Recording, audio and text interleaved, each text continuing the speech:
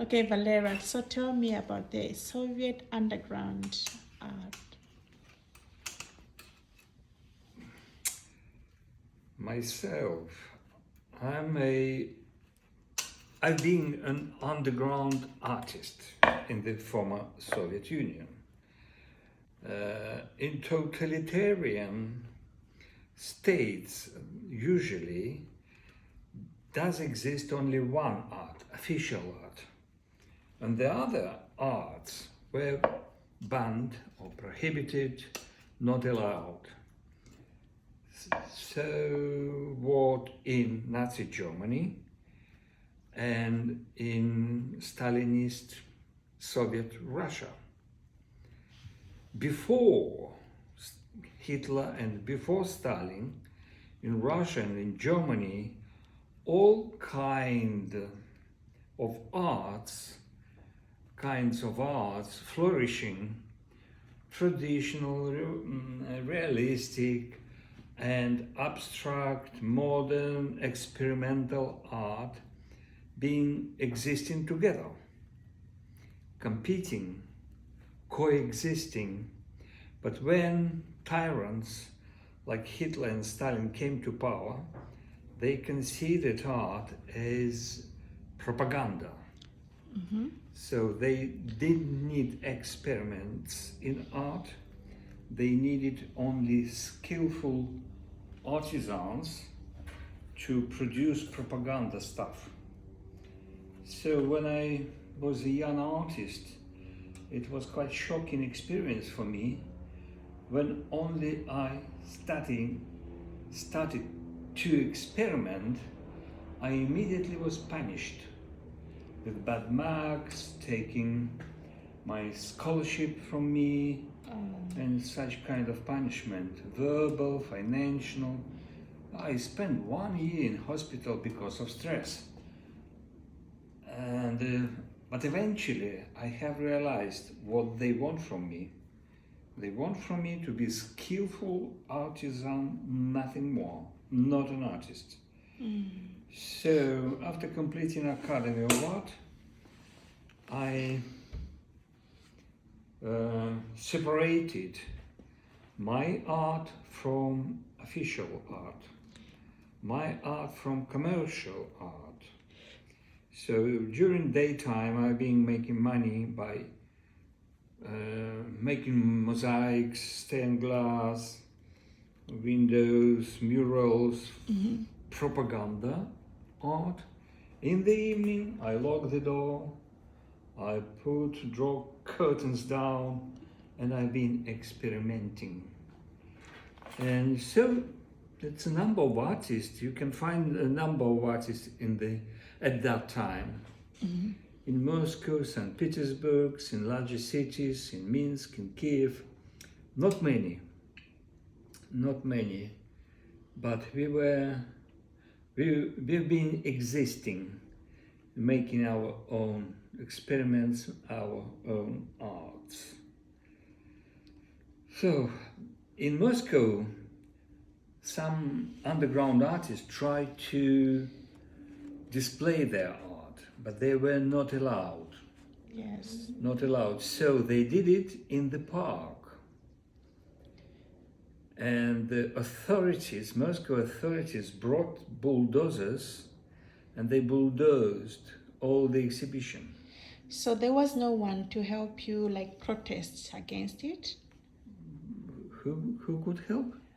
Anyone for protesting? No, darling. It was a police state. Everyone was afraid of secret police. In Russia, right now, secret police, in Belarus, secret police rule countries. So, secret police and they inform us. So it was very dangerous. It could be put into prison everyone who supports openly. Mm-hmm. So everything should be done secretly. But when artists wanted to show their stuff in public, they were bulldozed. Their arts were bulldozed. Some artists finished in prisons. Were there any artists who were killed? Pardon? An artist killed?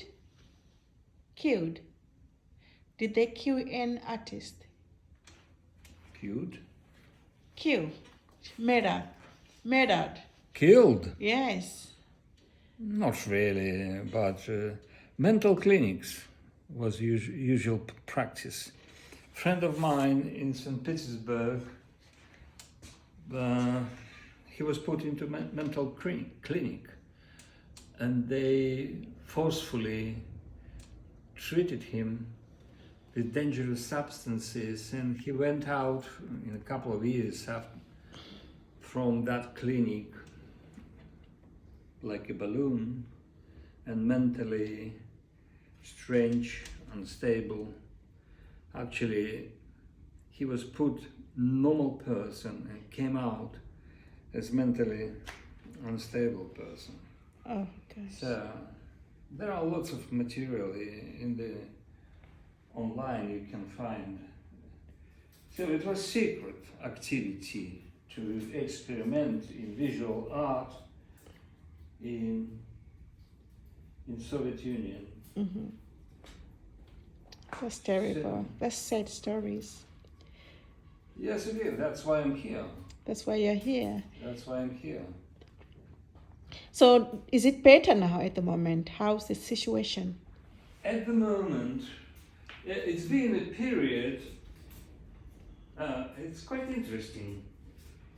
Gorbachev, maybe you remember, maybe not, there was a period in political life in Moscow, in Russia, in the former Soviet Union, which calls perestroika.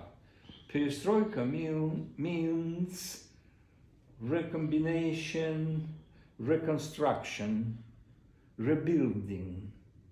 So it's quite tricky term, but it was liberalization of political and cultural life in the former Soviet Union. So from Moscow arrived a couple of people to help us artists to show our artworks to public. Because in Moscow, clearly understood, people like Gorbachev, liberals, Yes. they clearly understood that local elites, so traditional, so backward, they will never allow artists to show their artworks. So it was done during perestroika time, forcefully from Moscow. Gorbachev said, no police involved into artist life, artists should do whatever they want. It was revolution actually at that time. Now everything returned back to Soviet times. Yes, of course. Practically everything. So everything coming back.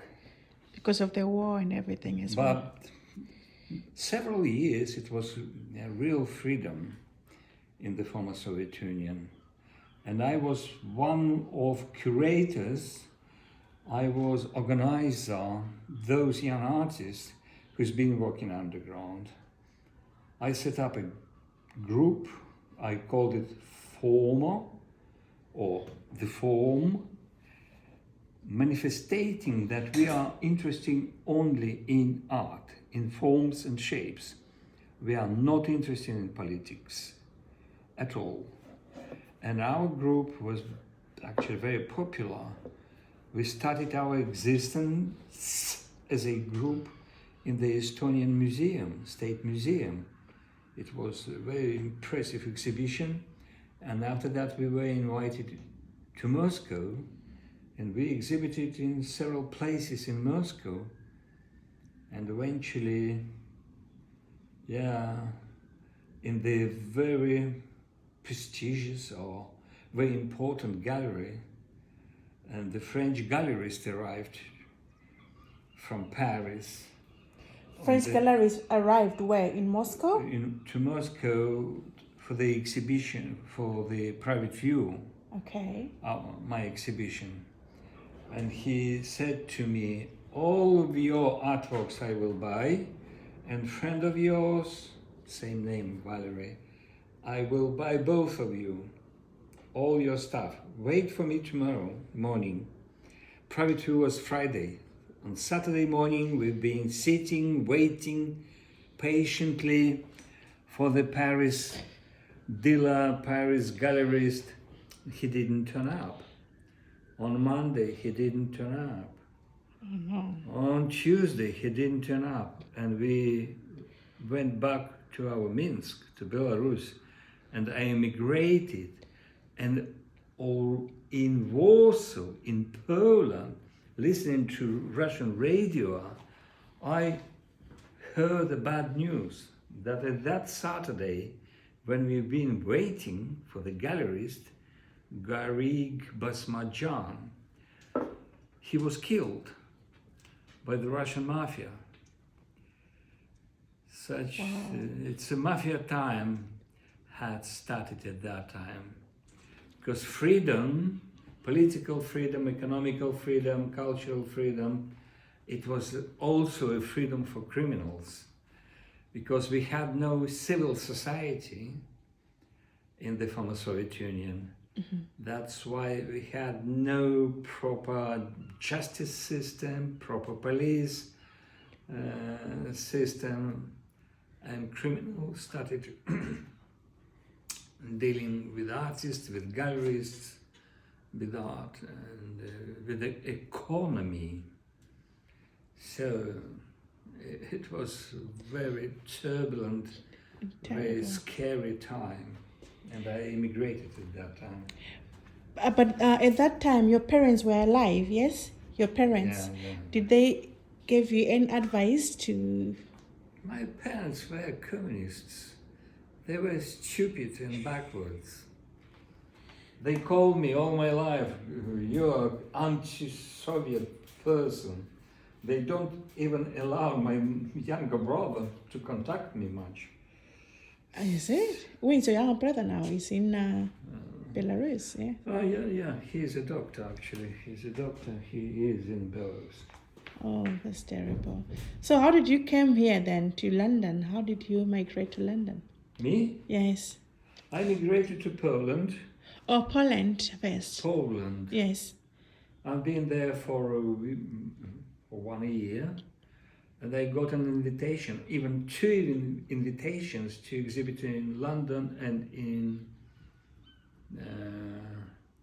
Liverpool. And I arrived to this country to exhibit. And 2 more artists from my group arrived here, and we had an exhibition, lovely exhibition, very successful. And even Francis Bacon visited our exhibition, and he invited me for dinner. Where was it? Where was your first exhibition? 1990, summer, the end of May of 1990, and I got an invitation, official leaflet, a kind of leaflet, a letter from Francis Bacon asking me to join him for dinner. And at that time I had no English. Oh. So I went, I got on the train in the underground, and the train took me to absolutely into different direction, wrong direction. No way! I found myself, instead of South Kensington, I found myself in Kilburn. I get out, I found lots of fruits and veggies around. And I couldn't call. At that time, we had no mobiles. We need to use telephones. Mm-hmm. I didn't know how to use. I had no English to ask how to use. So in 3 hours, with difficulties, I found way to my house, to my place. So next day, the interpreter was involved. Yes. She asked me, Valerie, you are so stupid.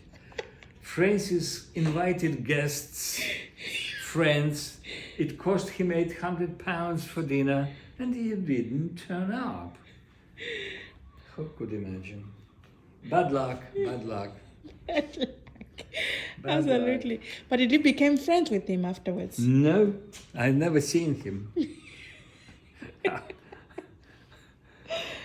At that time, the life over here for me was super stressful, because I've been studying only French and German, and it wasn't very useful in London. I couldn't ask which way, I couldn't ask how much. I even didn't know what how much does mean.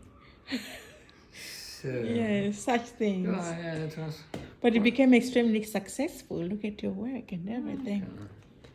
So, do you have any friends from Belarus who are artists who live here at the moment? Besides the guy you introduced me to, the artist, what's his name? No, he's in Ukraine, he's right? Ukrainian, and Yeah. he lives in Ukraine. Yes, he lives in Ukraine. No, I have no my Belarusians. So it must have been colleagues very over here. difficult for you when you came here, no? Pardon? When you came to UK the first time, it was difficult for you. Of course, it was super stressful. Yes.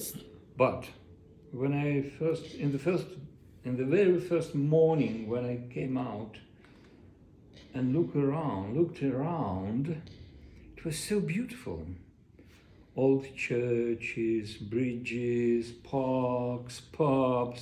Nothing like Belarus. Not really. The Soviet life in Belarus, everywhere where Russians are, they destroy beauty. Beauty of environment, beauty of existence, nature, old buildings, they've been destroying everything.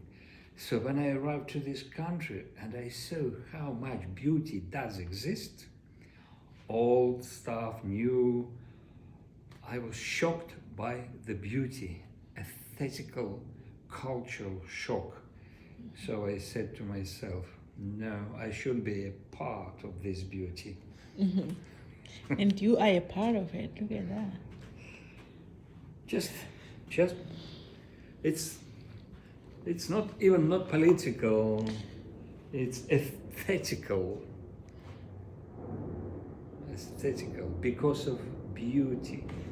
I decided that artists should live there where beauty is, where people Appreciate appreciate Yes, beauty. absolutely. That's why I'm here. Such things. Such things, darling. Do.